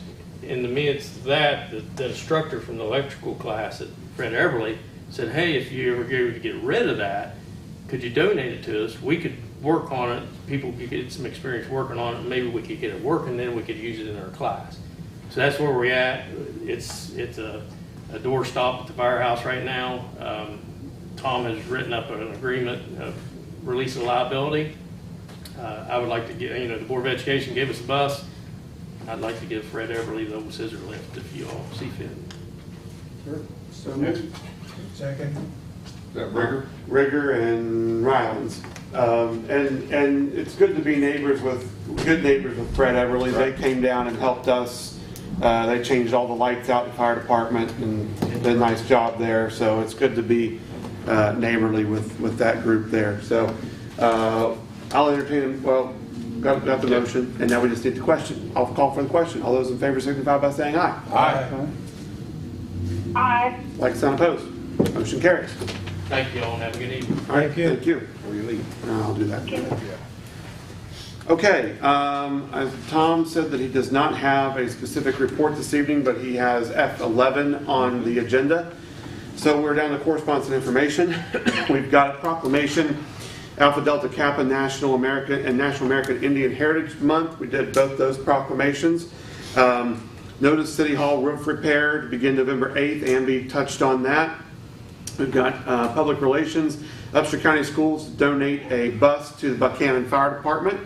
And we've got then a couple scheduling items. 2021 Veterans Day Parade sponsored by the American Legion Post 7 is Thursday, November 11th at 9 a.m. And I believe the lineup starts between 8 and 8:30 down by the Gibson Library, and it will come up through town to First Community Bank, hang a left, go down by the Old Kanawha Theater and hang another left and end at Jawbone Park. And then we've got the City of Buckhannon Christmas Parade sponsored by the Buckhannon Fire Department, as JB mentioned. That will be Friday, December 3rd at 6 p.m. and lineup will be down Madison Street behind Wendy's. And as he said, you do not have to call the fire department, let them know you want to be in it. Just show up down there about 5 o'clock, between 5 and 5:30, and get lined up on Madison Street. And then finally, the Buckhannon Upshur Chamber of Commerce held their annual dinner, and also with elimination dinner portion. And the City of Buckhannon sponsored an award for the chamber dinner. It was a little bit different this year, being we had COVID and the pandemic, so it was a virtual event, but I think it was a success. So we were able to surprise a lot of good folks with some nice awards, our traditional awards that we always give out. So businessman was Shane Whitehair, businesswoman was Teresa Lips, organization of the year was the first responders and those who are healthcare workers. I'm sorry, that was the citizen of the year. Organization was the Buckhannon Health Department, and what am I missing? Business was Upshur County Development Authority. Yeah, so it's a nice event. So good job to Tammy and to Sean and Laura for helping to put that on. So the chamber thanks the city for our sponsorship. Under the consent agenda, we've got a slew of minutes here.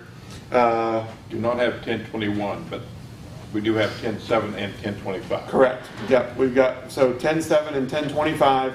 We have the approval of approval of building and wiring permits and the approval of the payment of bills.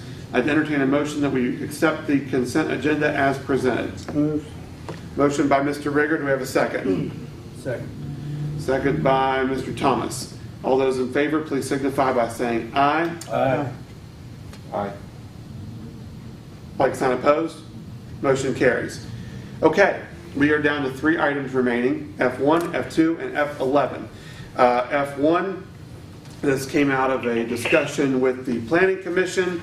It was mentioned last meeting by Mr. Rylands and Mr. Sanders, the desire for hiring the position of a Buckhannon Parks and Recreation Facilities Director.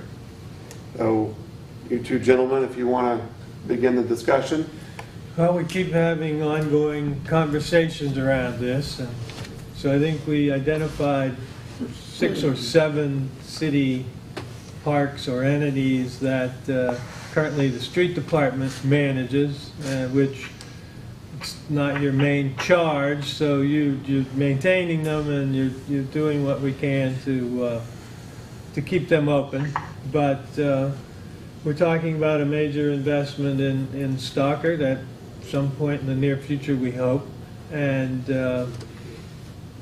I'm thinking we need to hire some leadership and possibly a few other employees to relieve the responsibilities of the street department so they can focus on their main task, and that we can elevate our parks and recreation facilities to be more of an asset in the community. This is going to take some effort. I think this isn't something that's eminent, or we don't think it needs to be eminent, but that we need to maybe form a committee, start identifying specific job descriptions, the expectations of this person, who's going to manage the person, what tasks are required, and a lot of other things that I think has to go into it. But I wanted to start the conversation and see if we can build consensus around moving this forward somehow. To follow up on what Councilman Rylands was talking about, I did get this information compiled from the Planning Commission itself, and the Planning Commission had appointed an ad hoc committee to start researching the recreational activities around Upshur County, and here were the results thus far. One, they are developing a survey that will be utilized in the community to ascertain recreation needs of various age groups and demographics. They have visited the various parks in the city limits and noted numerous physical needs to existing infrastructure. They have begun to identify additional opportunities for recreation within city limits, and they have begun to identify potential collaboration with the county. They have met with the new county Parks and Recreation Director, I believe, or they have a meeting scheduled with them. This is the ad hoc committee that Curtis Wilkerson, who is a member of the Planning Commission, is heading up. So the important observation to date, the ad hoc committee notes that there is a significant need for a dedicated Parks and Recreation Director that would exceed the present matters of just maintenance and look to develop programming.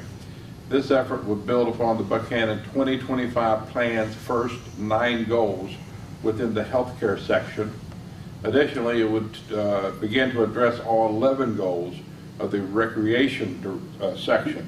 And the 2025 plan I'm referencing, of course, is something that we utilize quite a bit in the city's long-range planning. The planning commission that CJ has served on and still serves on, and Jack Rigger has served on, Councilman Rigger, put a lot of effort and time into developing what's now the 2025 plan, so it's worth a read. It is available. You can obtain a copy of it, but it is something that's addressed in those sections of it. So I agree with Mr. Ryman. It's something that I think needs attention and something that we can start working on. I mean, these are assets of our community.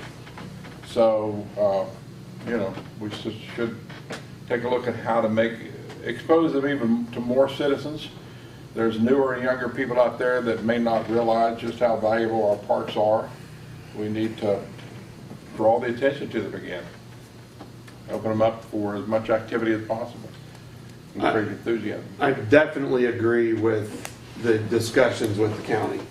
Being that they've just hired a Parks and Recreations director, I think it's important that we try to, I mean, this is, in the grand scheme of things, we're a small community, and we have 6 parks. The county essentially has 1 park. I think that there's opportunity here for us to build bridges with one another to really tie in all of our recreational opportunities here. I mean, the park that is under the county's control, it's very close to Buckhannon anyway. I mean, it for all intents and purposes, it is Buckhannon. It's at the high school. So I think that I agree with CJ. I think we need to start the conversation. I think this has potential, and I think we definitely need to do it right. We need to make sure that we've got the position lined out the way we want it before we start looking at actually, you know, writing the checks. Oh, absolutely. And I think the thing with the county, I mean, their park is basically around the pool. Right. And that's their primary responsibility. And I would also suggest that with 6 city parks, with the size of our community, do we really need 6 city parks? Are there some out there that are not utilized for whatever reason, that maybe it's just a waste of space, that we don't need that? Well, I think, you know, that should be, one of our intentions should be that Yes. we double the number of people that utilize it or the feet that enter that park, But, you know. But part of the reason, CJ, may be that it's a small park. It was put there as an afterthought. It doesn't really address what we need to address, and I think that should be part of the Yeah, process. I mean, Fred Brooks Park there on Marion and Barber Street, I can rarely, except for on Strawberry Festival, ever see anyone in there. Right. And if, you know, maybe I'm wrong, but maybe there's a way, if we were thoughtful about it, that we could, you know, find a way to attract more people to that space. But And maybe we only need 3 or 4 really great parks that are very functional in a different way than what they are today. I mean, I don't have any answers for it. It's something that I think it's certainly worth discussing. And with the county and the city, I can't see each of us having our own director for parks. It seems I to think me- there's plenty of work for both. Yes. They feel in conversations with the county that guy has got plenty of tasks and things to do to fill.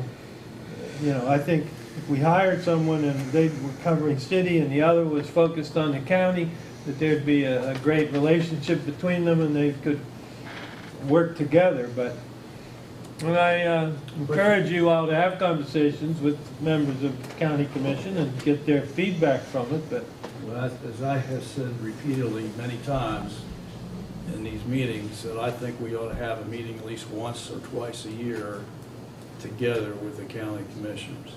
I think that's important for us to do.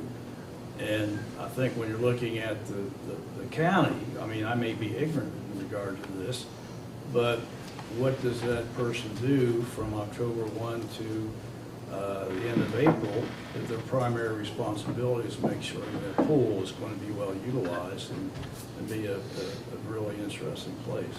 I mean, I don't know if the city parks or county parks would include the, the high school basketball courts or the middle school basketball courts. Maybe that's part of the process. I don't know. So it'd be interesting to take a look at that.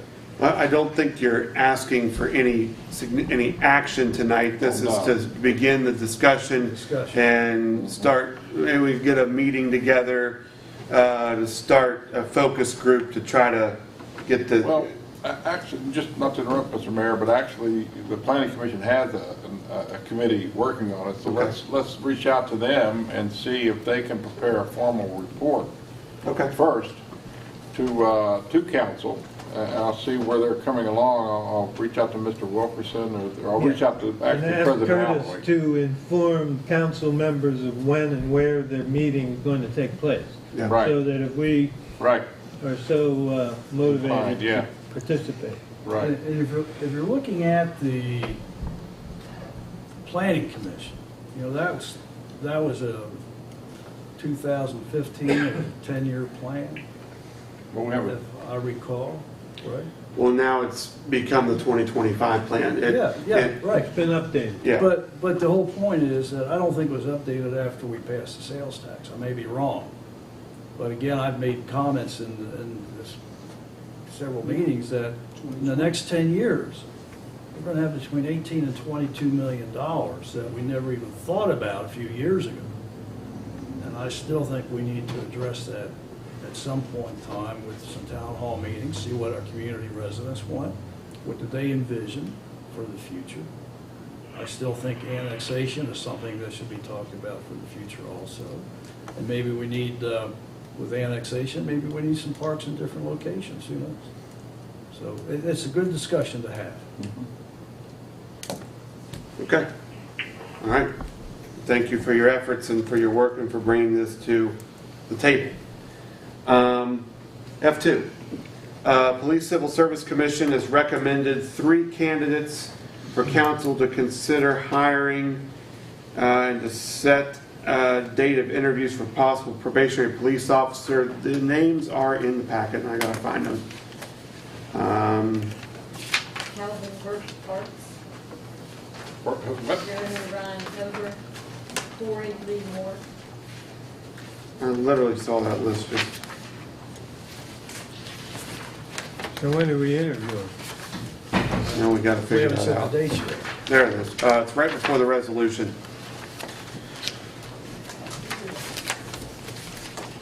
So Amby just read them, but I'll read Calvin Parks, Jeremy Koger, and Corey Moore.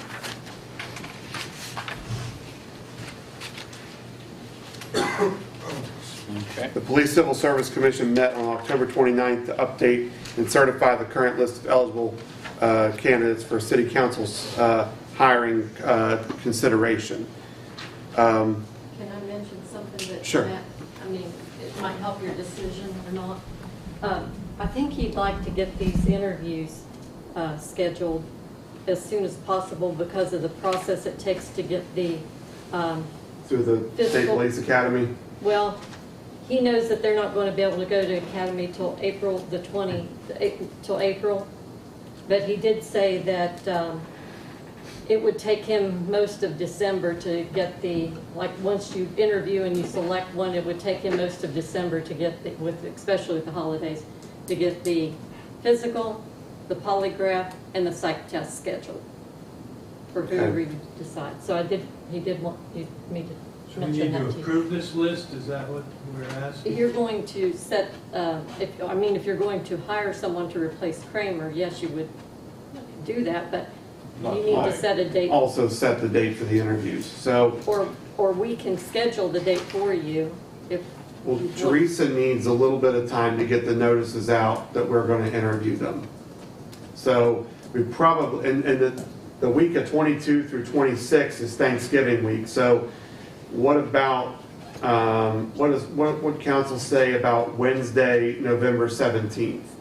I think that was the week he was looking at. They're aware that they're on the list. Okay. we could do the 15th, 16th, or 17th. We do have a council meeting on the 18th with a board meeting in the morning. So probably try to stay away from the 18th if possible, but 15, 16, or 17 is okay with me. And it would be. We'll have her schedule in. I can't do the morning of the 17th. Okay. 17th is the means. Okay. So let's think about maybe the 15th, because Pam is, being in the profession she's in, she doesn't work on Mondays. So you want to say, same as we did the firefighter interview, start at 9:30. We'll have them over with by 11:30 or so. Yes, sir. Okay. So let's. Is that good with everybody? Sheila, can you hear us? Is that okay? Yeah, I can, and yes, it is fine. Okay. So Monday, the 15th, 9:30 in the morning. We'll do it here at the City Hall, because I don't think we've got any conflicts. Or what about the roof? Are we going to be okay there? We can't do that. Yeah. All right, that's public what- safety complex. Public safety, yes. Okay, public safety complex. Same as we did the firefighter interviews. JB's going to bring coffee and donuts. Yeah, that's coffee and country. Coffee for you all, donuts for me. Okay, so I entertain a motion that we accept the list of candidates certified by the Police Civil Service Commission, and we have the interview date set for November the 15th, 9:30 a.m. at the Public Safety Complex. So moved. Second. A motion by CJ, a second by Dave Thomas. Actually, give it to Sheila. Since Yeah, he's got in there. Well, I protest. I've already written signs. That's Thank you. You're welcome. All right, all those in favor signify by saying aye. Aye. Aye. Like, sign opposed? Motion carries. Pretty weak eye over there. Okay, last item on the agenda is F11. Approval property purchase agreement fronting East Main Street and fronting South Florida Street. And we will defer to Mr. O'Neill. Thanks, Mr. Mayor. The council has this draft agreement for the sale and purchase of commercial real estate. This was based upon, this is the same format that we used for the new streets facility out at Mudlick Road last year. It's basically the same agreement, the same general terms. Provides for purchasing the two Kapari lots, the vacant lot and the garage lot adjacent to it that fronts on Florida Street for $150,000. The closing to take place no later than January 31st, and be happy to take any questions. So I want to remind the council that this is a matter that we discussed in the previous executive session, and a big reason for, really the number one reason that this is a very attractive piece of property for us is, should we build the Stockard Youth Center gymnasium, this would allow us to keep the gym out of the flood zone, which is a really important key for us building that facility, both from a long-term cost standpoint and from a liability standpoint with the flood water that could come up into that area. So this property purchase will pay for itself just in a few years of flood insurance on the property. so moved. We have a motion by Mr. Thomas. Do we have a second? Second. Second by Mr. Sanders. Is there any further discussion? Hearing the need for none, we'll call for the question. All those in favor signify by saying aye. Aye. Aye. Like, sign, opposed. Motion carries. Okay. We have made it through our 11-point list of strategic issues, mostly thanks to Amby, because she got us through a whole bunch right in a row there. Bless you, Rodney. We are down to council comments and announcements. Mrs. Bucklew is not here. We'll start with CJ. I'm good. Okay. Dave Thomas. I'm good. I just would mention to Pam that I know her sister's having some challenges right now, and everybody that has an opportunity, just say your prayers for Pam and her sister and the family. Thank you. Jack Rigger. I don't have anything. Okay. Sheila Lewis, signs. I appreciate your patience with me being out. This isn't very fun, and I hope to never have to call in again. Well, we're glad you're back on the mend. So, Yes, thanks. Mr. Sanders. Just very quickly, we've had a lot of action with the Wamsby event the last week or two, so things are moving along. We've had a few more ban entries. We're up to about 41 or 42 entries, letters of interest, applications of interest. Again, most of those from other countries. I had an hour-and-a-half Zoom call with a great band out of Angola. So that was very good. It was very enthusiastic. About 10 people on the call. One of them spoke English, and so he would stop and translate everything in French to the rest of the people on the call. So it's really an interesting process to get through everything. We're working with some folks over at Wesley now. Some of the students who are freshmen, sophomores that'll be there through this next 2 to 3 years who are fluent in other languages. We're trying to get them signed on to become translators for us to join in the Zoom meeting so that we can move along a lot quicker.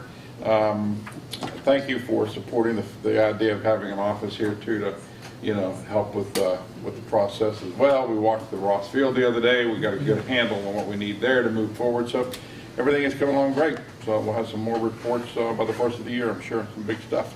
Good. Thank you, Randy. Thank you for all your efforts in bringing that to Buckhannon, putting us on the map. I would just ask, we've got a few folks in our community that are not in great shape. Pam's sister being one. Debbie Weiss is in ICU at West Virginia University Hospital. They are not sure what's going on. But I would ask that you keep Dave and Debbie and Brandon in your prayers, and Debbie Smith, who's also been at St. Joseph's Hospital under intensive care as well. So please keep some folks in our community in your prayers, especially as we start to enter the holiday season. It's a joyous time, but it's also a time where we see a lot of sadness and depression. And just keep everybody, check on neighbors, invite folks over for dinners and things if you can do so, who might be celebrating alone. This is where a small community can be a real good family. So I ask that we keep that in our minds as we enter the holiday season. That's all I have. I would like to remind you that we have a brief executive session about property matters. I don't anticipate there being any decisions this evening, just some discussion. So with that, I entertain a motion at 8:58 that we adjourn, giving about a 5-minute or so recess to allow folks to get out, and then we will resume. Thank you.